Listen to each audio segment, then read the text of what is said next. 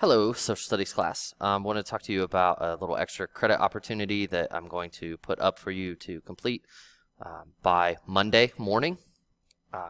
It is a web quest over Spanish exploration in the New World. This is going to be worth 25 points. So if you complete it, submit it to me in Google Classroom. I'll add that into your social studies grade. And like I said, it's just an extra 25-point assignment. It covers 4 major Spanish explorers and their contributions to European exploration in the New World, or North America as it's more commonly referred to. Each slide has some articles to read, questions to answer, as well as some drag and drop activities for you.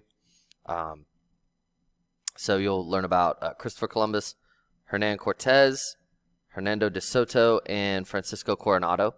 And, each activity, like I said, has a few little questions to answer and drag and drop activities for you. So complete this by Monday, and I'll add 20 points into your social studies grade.